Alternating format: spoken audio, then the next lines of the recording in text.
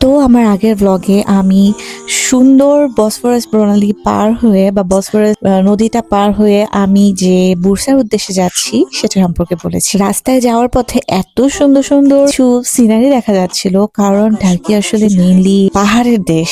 এত সুন্দর বড় বড় পাহাড় আমি আমার এই জীবনে আসলে দেখিনি। So on the way to Bursa our car stopped at a nice place for some rest. এটা অনেক বেশি রিফ্রেশিং একটা স্টপ ছিল, কারণ আমাদের জার্নিটা বেশ ভালোই লম্বা ছিল এবং এটা ডে লং একটা ট্যুর, সারা দিনের একটা ঘোরাফেরা। মানে আমরা বেশ ভোরে রওনা দিয়েছি বুরসার উদ্দেশ্যে, এরপরে সারা দিন ঘুরে মুড়ে সেই রাতের বেলা আসবো। মাঝখানে আমাদের গাড়ি থামিয়ে আরেকটা অ্যাক্টিভিটিতে আনা হয়েছে। এটা বেসিকলি এখানে জঙ্গল আছে, পাহাড়ের গা বেয়ে বেয়ে না পাহাড়টা একদম উপরে তুকি উঠে গেছে। সো এই যে একটু স্লোপ রাস্তা, এই রাস্তাগুলোই এই গাড়িগুলো চালিয়ে এই রাস্তা বেয়ে বেয়ে পাহাড়ের একদম মাথায় যেতে হবে এবং এই গাড়িগুলো চালিয়ে আবার আপনি চলে আসতে পারবেন। তো যাই হোক, আমি যেহেতু অনেক বেশি সাহসী ছিলাম, I mean naturally what I am, that's why actually আমি গাড়িতে উঠি নাই।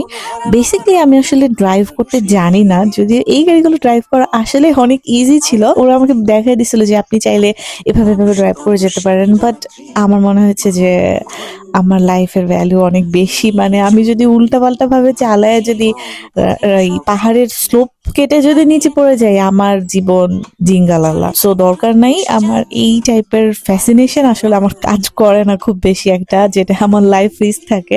আমি একটু সেফ গেম খেলতে লাইক করি। গাড়িতে করে যেহেতু যেতে পারিনি, আর আমার সাথে যে বান্দা ছিল সেও আসলে আমার থেকেও আরো কয়েক গ্রেড নিচে, ও তো নিজে যাবে না সেই গাড়িতে, আমাকেও যেতে দিবে না। যেই আমাদের গাড়িতে যে কয়জন আমরা টিম মেম্বার গিয়েছিলাম, ফরচুনেটলি ওখানের কেউই আসলে সাহস করে নাই, কারণ পাহাড়ের স্লোপ গুলো এত বেশি ছিল। সাজেক বা এই টাইপের জায়গায় আমার কখনো যেহেতু যাওয়া হয়নি, দ্যাটস ওয়াই আমার আসলে পাহাড়ের স্লোপ নিয়ে আইডিয়া নেই।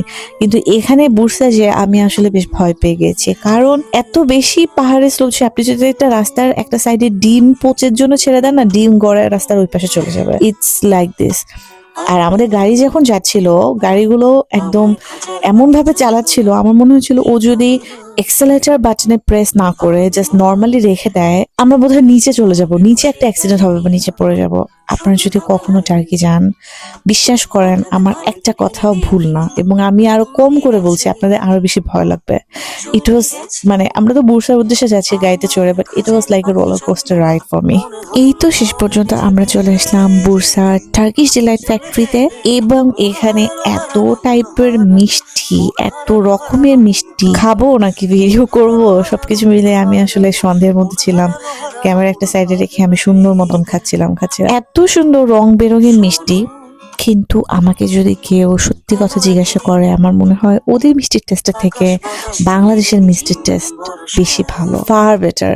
আমি বাংলাদেশের সুইটসের ফ্যান, কিন্তু ওদের মিষ্টি চলে, বাংলাদেশের মিষ্টি আমার কাছে বেশি ভালো লাগে। বাট হ্যাঁ, ওদের মিষ্টি বেশ সুন্দর, কালারফুল, এবং আপনি বিভিন্ন রকমের পিস্তাশিও ফ্লেভার নিতে চাইলে পিস্তাশিও, তিলের ফ্লেভার নিতে চাইলে তিলেরটা, জ্যামের ফ্লেভার নিতে চাইলে জ্যামের, যত রকমের ফ্লেভার আছে, চকলেট, তারপরে হচ্ছে আমি আসলে মনেও নেই আমার যে কত রকমের ফ্লেভার এখানে ছিল।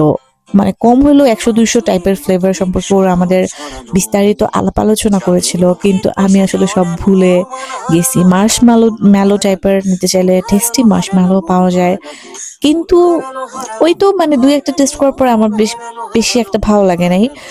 আর হচ্ছে নেক্সট ব্লগে আমি দেখাবো অথেন্টিক কিছু ওদের মধু, যেটা ওরা আমাদের শো করছিল, এবং ওদের এই টার্কিশ ডিলাইটেরই অথেন্টিক কিছু জিনিস নেক্সট ব্লগে দেখা যাবে। সো আপাতত এ পর্যন্তই রাখি, বাই বাই, টাটা।